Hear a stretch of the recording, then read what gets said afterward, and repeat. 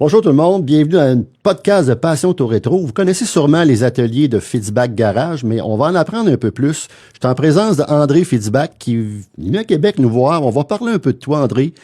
On va commencer à faire un peu, sans prendre les termes d'un autre gars qu'on connaît bien, ta bio. D'où part ta passion, André? Parle-nous un peu de ça. Quand j'étais jeune, j'ai toujours aimé le mouvement mécanique. OK. Puis je savais pas non plus que ce serait dirigé vers la voiture. Je n'étais pas non plus... disons que j'explorais. Puis on avait, pour ceux qui connaissent un peu les vieilles choses, on avait à la maison une horloge gingerbread, là, qui était des horloges 16 jours, voilà. avec deux petites colonnes chaque côté en bois, avec une petite base angulaire un peu. OK. Puis cette horloge-là était familiale, comme la plupart avaient dans les années 60-70. Ils entraînaient beaucoup de ça, puis elle fonctionnait pas bien ici. Quand on la remontait, on partait le pendule, ça durait 4-5 minutes, puis OK. ça s'arrêtait, tu sais. Je trouvais ça dommage. Les journées n'étaient pas longues. Les journées n'étaient pas longues. Je trouvais que ça passait vite dans ce temps-là. Mais moins dans le temps de Noël, finalement. Hein, finalement, l'horloge n'avait pas rien à voir avec ça pour Noël, mais sinon, que oui. Fait qu'à un moment donné, je me suis dit, personne s'en occupe, ben, je vais m'en occuper. OK. J'ai démonté l'horloge. Puis, comme tout bon démontage d'apprenti très jeune qui sait pas ce qu'il fait dans le temps, ben évidemment, il y a un des deux ressorts qui m'a pété au visage. OK. Ça a été mon premier contact, mais je me suis entêté, je savais pas trop, moi j'avais juste envie de réassembler l'horloge avant que mon père vienne de travailler. Tu sais. T'avais quel âge là, dans ce temps-là? Je me souviens de la maison, ça veut dire que je devais avoir 7 ans. OK. À peu près 7 ans. Attends, c'est pas vieux, là. Non. Puis j'avais expérimenté mes talents de mécano aussi sur mon vélo, puis mon père a dû prendre le relais après parce que ça fonctionnait plus. OK. Tout ça pour dire que cette horloge-là, finalement, mon père a pas réagi tant que ça. Il était pas en amour non plus avec l'horloge. Ça venait de ses grands-parents. OK. Puis je l'ai bricolé, si mon souvenir est bon, sur quelques jours, tu sais. Puis là, j'ai remonté avec l'observation, puis finalement, j'ai réussi à la faire fonctionner. OK. Puis elle était pas au point, mais c'est qu'elle durait, au lieu de durer 7 jours, elle durait peut-être 3 jours, mais aujourd'hui, je comprends ce qui est arrivé, pourquoi est-ce qu'elle fonctionnait pas mieux, mais elle fonctionnait toujours bien mieux qu'avant. Tu sais. Fait que ça a été un peu ton point de départ. Ça a été le goût de la réussite en réparant quelque chose. Tu sais, quand tu réussis sur quelque chose, ça t'encourage à réessayer. Oui. Puis, tu sais, à un moment donné, ça s'enchaîne. Puis là, ben, je me suis dit, je me suis pas dit, on réfléchit pas nécessairement à ça à cet âge-là, mais le mouvement mécanique qui m'intéressait, ben, je pense que je pouvais peut-être m'y mettre les mains dedans. OK. Puis finalement, en tirer du plaisir. Fait que là, on est dans les premiers balbutiements. Fait que là, on a réparé un objet. Appelons ça un objet, c'est une horloge, mais quand même. Là, après ça, on vise quoi? On continue à jouer avec nos amis, mais on pense encore un petit côté mécanique. Ça arrive j'ai vite bifurqué vers les motos. J'en ai encore des motos. Là, ça a été les mobylettes. Commencé avec les mobylettes. Oui, c'était une mode. Dans notre temps, c'était pas les scooters comme les jeunes ont aujourd'hui, c'était les mobylettes. T'as souviens-tu de Malagouti? Hein? Il y a la marque Malagouti qui a eu. Ça me dit rien. Ah non, moi j'ai eu ça. Mais passons, en tout cas. J'ai eu, mon chum avait une Puch. Moi, j'avais une Ciao. Petite mobilette italienne. Hein. Oui, ben Malagouti, très élancé, c'était italien beaucoup. OK. Ouais. Puis j'ai eu une petite Honda par la suite. OK. Puis ça, ben, je passais le journal La Presse à pied ou en vélo dans ce temps-là. Puis il y avait un de mes clients qui avait la Ciao qui traînait dans le fond de sa cour. Ça faisait 2 saisons que je la voyais traîner. Ouais. Puis un jour, j'ai demandé qu'est-ce qu'il était pour faire avec ça. Oh, tu prends-la, de toute façon, elle fonctionne plus. Ben, c'est correct. J'emmène ça chez nous. Le client n'était pas trop loin, fait que je pédale. C'était impédalable, là, ces mobylettes-là. De toute façon, tu faisais 4 coups de pédale, t'étais brûlé. Ouais. J'amène ça à la maison, puis j'ai passé une bonne partie du printemps à essayer de comprendre pourquoi qu'elle fonctionnait pas. À tel point que le moteur était saisi. Au départ, je comprenais pas. Là. OK. Mais au milieu de l'été, elle fonctionnait, puis elle fonctionnait bien quand j'ai fini avec. Là. Fait que là, c'était des premiers... Quand on parle mécanique, vraie mécanique... Combustion, là, mettons, combustion, c'est là que ça part. Tu me contais une histoire tantôt, avant qu'on commence. T'as remis les pieds dans la maison familiale, où est-ce que vraiment, je pense que où vraiment ça a commencé. Oui, exact. Il y a peut-être 3 ans, 4 ans peut-être. Je m'étais stationné en moto devant la maison familiale, puis elle a été vendue à ces gens-là que j'ai appris quand même que c'était les mêmes depuis 88. Donc là, j'étais à l'autre côté de la rue, j'observais la maison, voir les changements, puis j'analysais ce qui avait été changé ou pas. Puis la dame résidente de la maison est sortie sur la galerie en avant, puis elle a dit « Y a-tu quelque chose qui va pas, monsieur? » Fait qu'évidemment, j'étais allé la voir pour la rassurer en lui disant que j'avais demeuré là, puis je savais pas à ce moment-là que c'était eux qui étaient les acheteurs principaux lors de la vente de la maison de mes parents. Fait que là, évidemment, en nommant mon nom, ils ont reconnu, puis enfin bref, là, ils m'ont invité à visiter la maison parce que je disais que de l'extérieur, ça faisait longtemps que je n'étais pas revenu, etc. Puis finalement, j'ai pu revisiter la maison. C'était un moment très, très agréable. Ça m'a permis de leur donner des réponses à 2-3 questions qui se posaient depuis 40 ans. OK. Puis on a visité le garage. Puis c'est surtout le garage, dans le fond, qui m'intéressait dans un sens. Puis on a pu... les gens m'ont gentiment ouvert la porte du garage pour voir là où tout a commencé en réalité. Mais il y avait un détail que mes yeux cherchaient à se poser en ouvrant la porte. C'était sur le coin inférieur gauche, tout près de la porte en rentrant. J'avais écrit à l'âge de, je sais pas, 9 ans, peut-être 10 ans. J'étais à 4 pattes en train de peinturer quelque chose à la canette avec probablement une canette de primer rouge. Je me souviens d'avoir utilisé ça souvent. Puis j'avais écrit AF mécanique sur le mur de bois. Mon Dieu, les premiers balbutiements, la pierre d'assise. Il était encore là, puis les autres se demandaient c'était quoi, mais là, c'est sûr que c'était défraîchi avec le temps. Puis là, je leur ai dit, ça, c'est moi qui avais barbouillé ça avec une canette, tu sais, puis là, c'était écrit AF mécanique. Mais c'est incroyable, ça fait quoi? On veut pas savoir l'âge, mais quand même, mettons... ça fait au moins 15 ans, mettons. Ah, bon boy, OK, j'ai très généreux quand même, mais ça t'est encore là, c'est incroyable. Ouais. C'est un drôle de sentiment parce que je pensais que c'était juste dans mes souvenirs maintenant que ça existait. Ouais. Il y avait donc encore quelques traces physiques de ces moments-là. Elle devait être... Ouais, pas mal. C'était pas mal le fun. Il y a comme un film qui déroule un peu dans ta tête, là, puis de revenir sur les lieux. Oh, mon Dieu, c'est intéressant. Puis je me souviens qu'au moment où je l'écrivais, c'est parce qu'un jour, je rêvais d'avoir mon garage plus tard. Tu sais, mais on savait pas je savais pas où la vie m'amènerait. Là. Restez avec nous parce qu'on s'en va vers là tranquillement. Suite à ça, on peut parler, naturellement, je suppose sûrement que tu es étudiant en mécanique, étant donné que tu es... Oui, la réponse c'est oui, mais j'avais beaucoup d'expérience par moi-même dans le garage. C'est un petit garage que j'avais chez mes parents. Oui. Puis je lisais beaucoup de livres. Parce qu'à l'époque, il n'y avait pas d'Internet.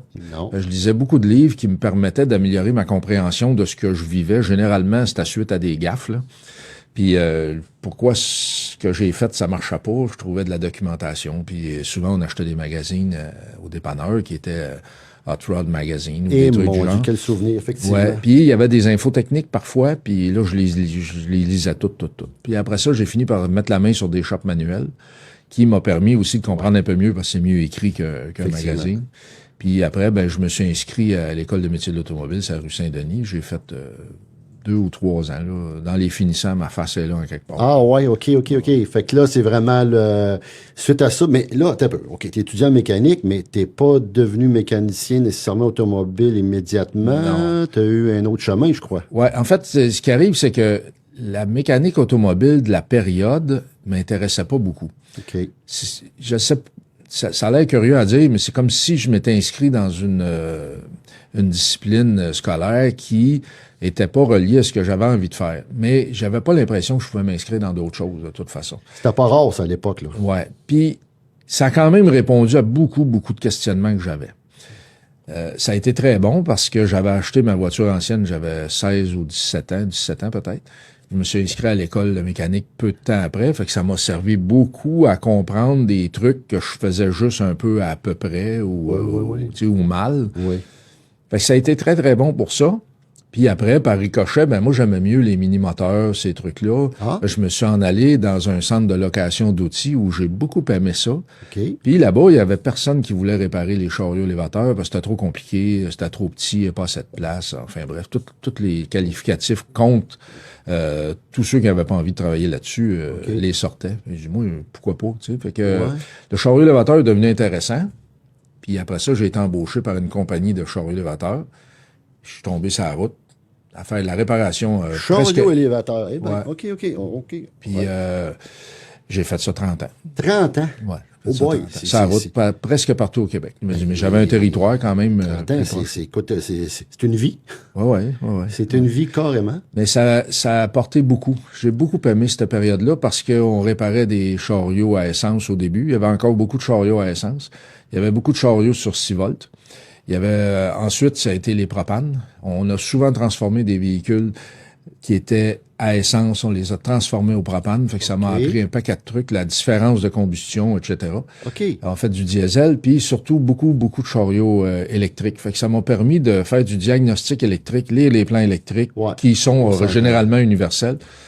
Alors, ça a été une école incroyable. Puis en plus, étant donné qu'on n'était pas dans un cadre comme dans un garage tout bien préparé pour ça, on était sur la route, mais ça t'apprend une débrouillarde. Eh oui, effectivement. La débrouillardise, elle augmentait avec le temps. C'est pas toujours tout à portée de la main, c'est pas facile, c'est un autre univers. Puis le fil dans l'aiguille, veut pas, en travaillant dans ce domaine-là, t'avais sûrement un œil qui regardait un petit peu à côté. T'avais déjà un œil sur l'automobile, probablement ancienne. C'est une passion que tu avais. Oui, parce que ma première voiture ancienne, j'avais pas les moyens de le garder. Je l'ai vendu, je l'ai à 17 ans, je l'ai peut-être vendu à 19 dans un Chevrolet 61. 61, OK. Un Bel Air. Un petit peu plus tard, une fois installé un peu mieux, en 95, j'ai acheté ma voiture que tout le monde connaît pas mal, là, puis elle est sur le logo, là, c'est la Pontiac 53 canadienne, une Pathfinder de luxe. Pour ceux qui suivent la série, c'est celle qui est rouge qu'on voit souvent. Ouais, c'est maintenant devenu la voiture à Guy. Bon, moi, je l'ai eu presque 30 ans, cette voiture-là. Quand même? Ouais. Quand même. Fait que, là, elle, je l'ai eue en très mauvais état. Je l'ai gardée en marche pendant 5 ou 6 ans. Après ça, c'était la restauration complète sur 9 ans. C'est une genre de voiture que tu peux acheter. Vraiment, celle-là, tu peux l'acheter les yeux fermés, là. Ouais, c'est vrai. C'est vrai. Elle doit être sa coche, par elle va bien, ouais. Écoute, OK. On a vu un peu, ça a commencé où? Ouais. T'es arrivé où ce que t'es maintenant. Là, tu penses, après les chariots élévateurs, on est à une autre époque, le garage. Après 30 ans, la dernière année, dans le chariot élévateur, je me souviens, je l'ai trouvé bien difficile. J'avais moins le goût d'aller loin. Des fois, j'allais au Lac-Saint-Jean. Des fois, j'allais en Abitibi. Ça arrivait pas souvent, mais quand ces calls-là arrivaient pour aller aider quelqu'un qui était mal pris, la drive que j'avais à l'époque de le faire... Ça pèse à l'eau. Ça commençait à peser l'eau. Sans faire de jeu de mots qu'un chariot élévateur, ça fait bien. Ça pèse l'eau, t'as raison. T'as raison. Puis là, je me suis dit, c'est peut-être le temps de faire du changement. Puis là, j'avais loué un petit local pour commencer, un tout petit local, pas plus grand que le bureau ici, presque. OK. Je me suis dit que, tiens, une journée semaine ou une journée fin de semaine, commencer à faire de la réparation d'auto anciennes. Puis comme c'est moi qui écris les chroniques mécaniques dans le VAQ. Oui. Puis depuis peu, des fois, c'est ma blonde qui est fait, là, parce que je commence à manquer d'inspiration, mais ça fait des années que je fais ça. Mais ça a permis un peu d'accélérer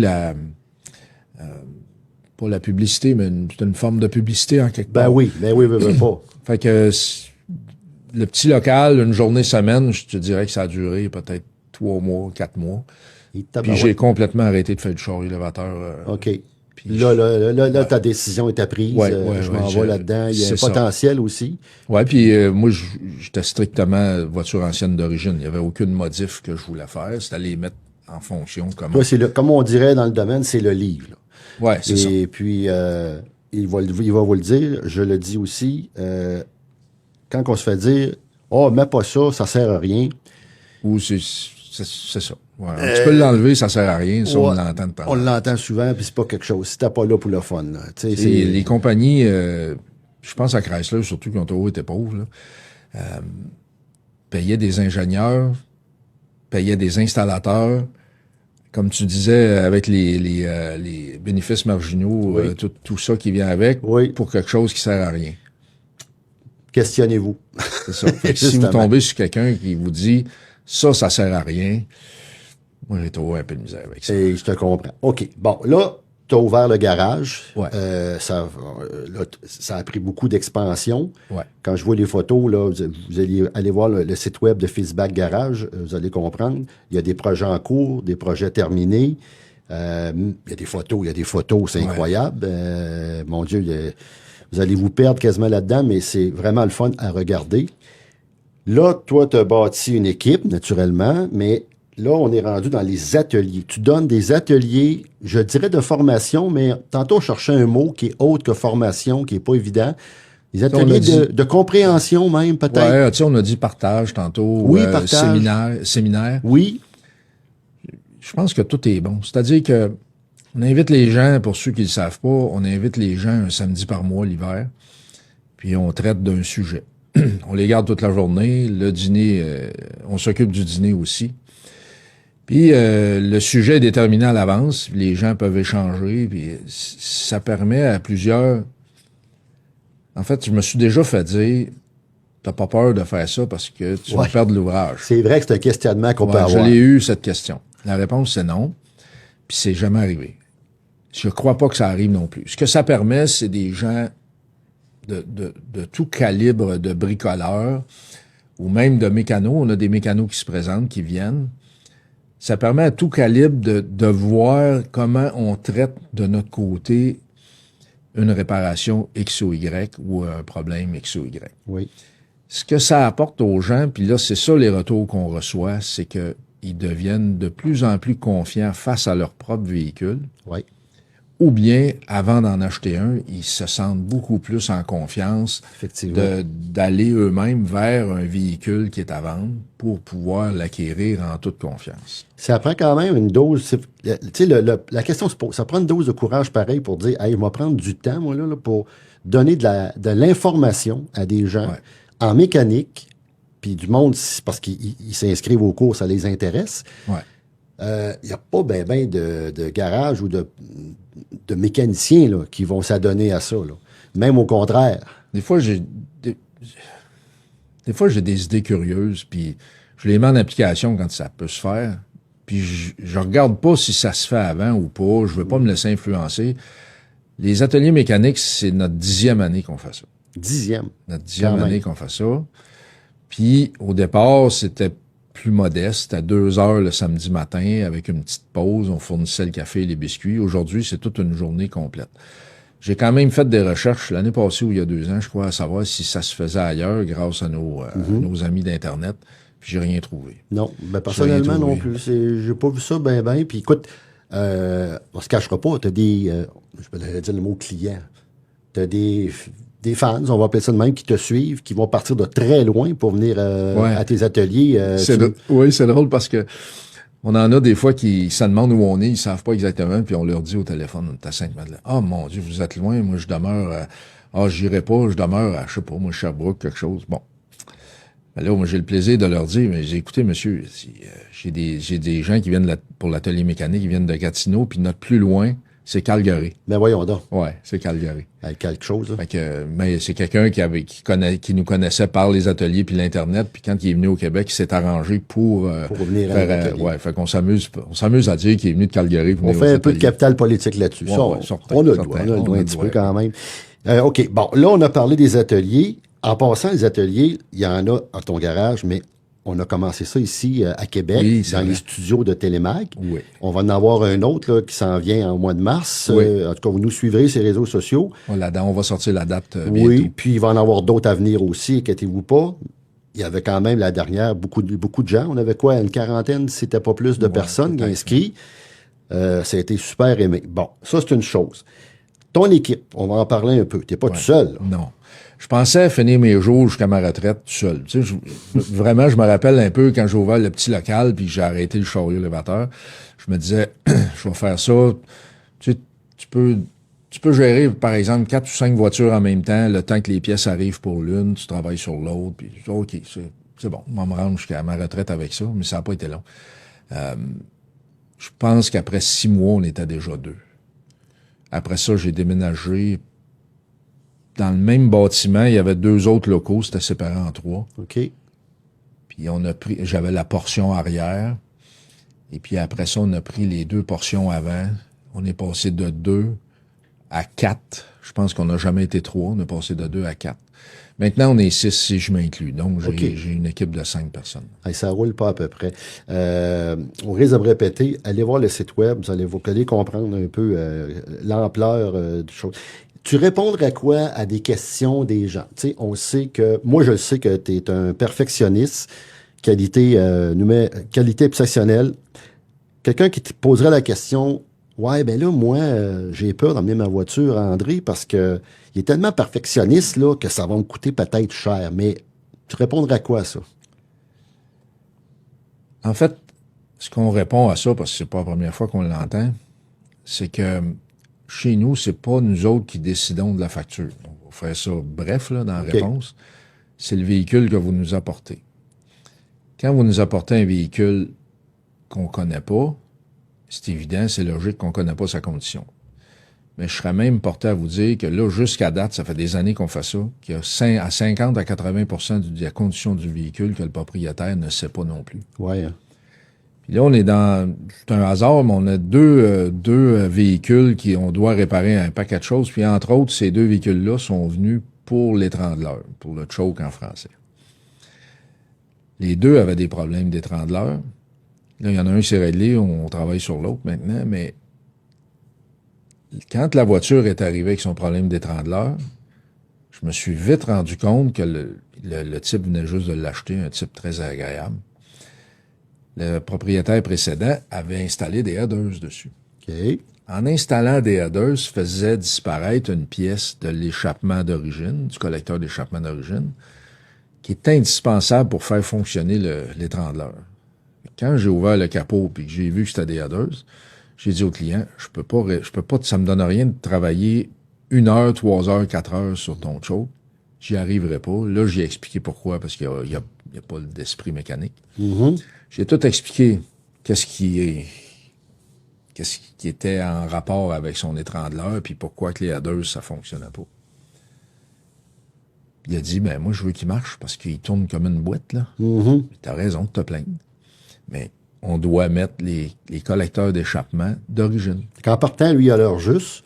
Ouais. Suite à ça, s'il décide, OK, on va les enlever, on va remettre les pièces d'origine. Là, toi, tu vas arriver en mi-chemin de ça, tu vas dire, ben oui, voilà, avant de faire quoi que ce soit, naturellement, tu vas lui soumettre.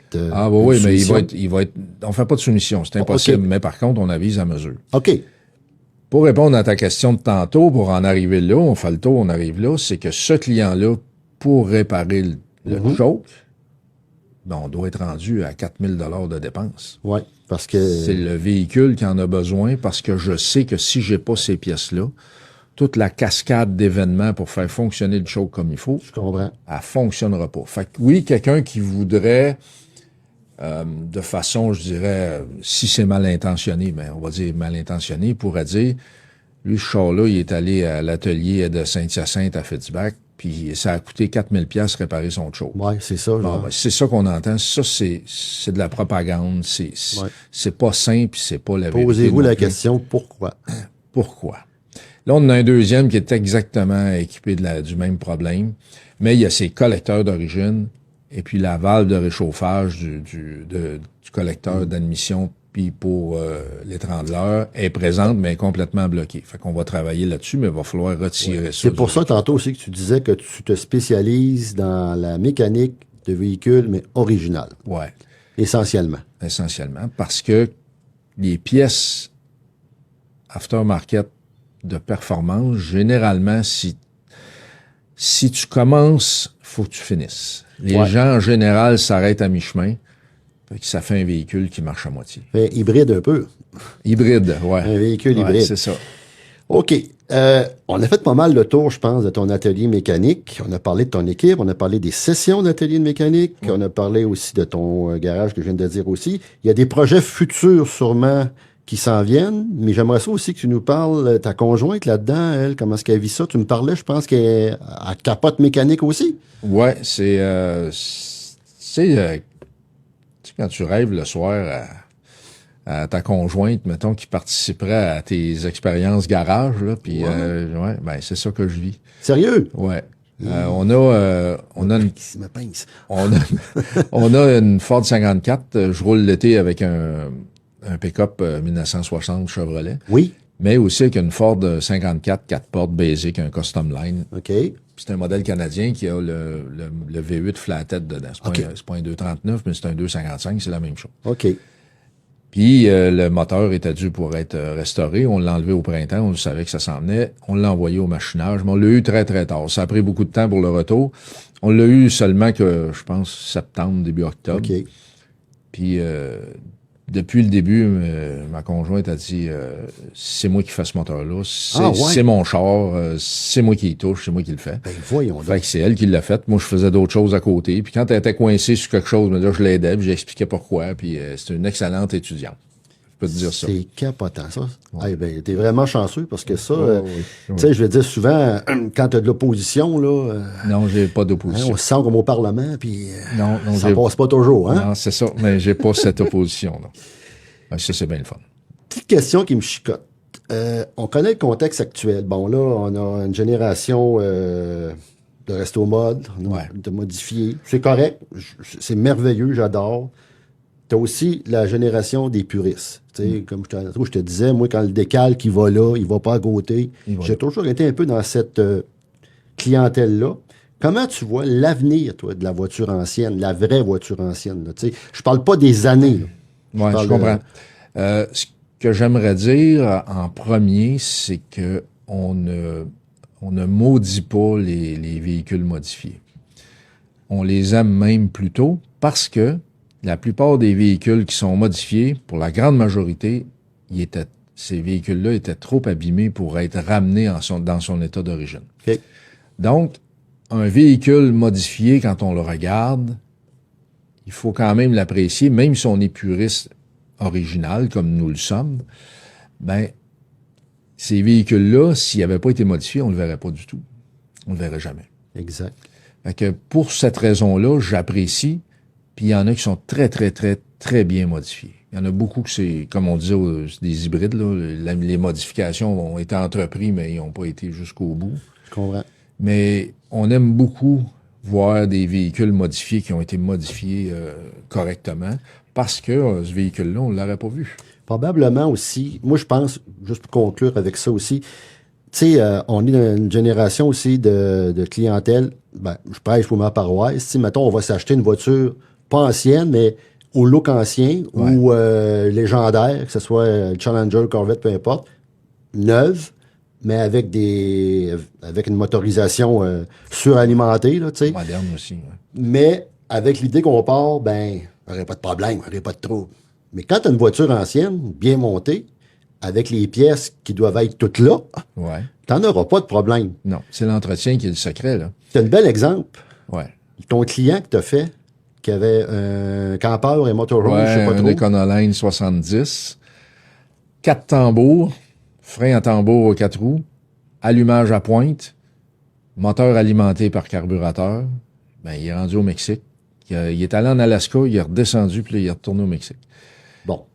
Il y a 50 000 kilomètres en 1 an. Vois-tu? Fait que quand c'est bien fait, bien réparé, bien entretenu, avec des bonnes pièces aussi, parce qu'il y a des pièces de qualité moyenne aussi qui circulent. Des fois, ça nous cause des problèmes. Tu sais, le monde des années 30, 40, 50, comme tu dis, il voyageait.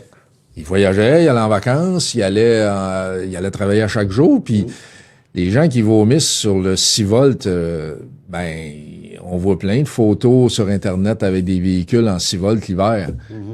Oui, ça cause certains problèmes. Puis chez nous, à l'atelier, on en a des véhicules 6 volts qu'on travaille pas présentement. On les sort le matin de l'atelier, puis on les repart à 4h, 4h30. Ils sont en 6 volts, puis il fait moins 14 dehors, puis ça part pareil.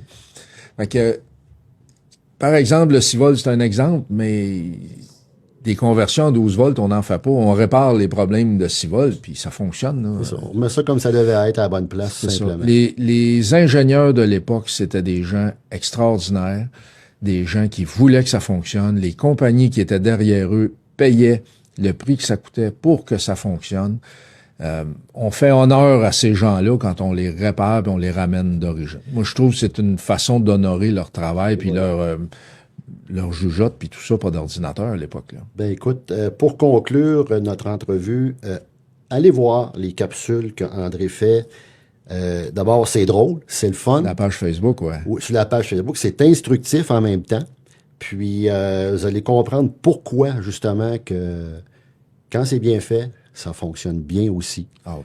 Fait que je te remercie beaucoup, André, de ton temps. Je pense qu'on a couvert beaucoup de choses ensemble, puis ça va être au profit des gens.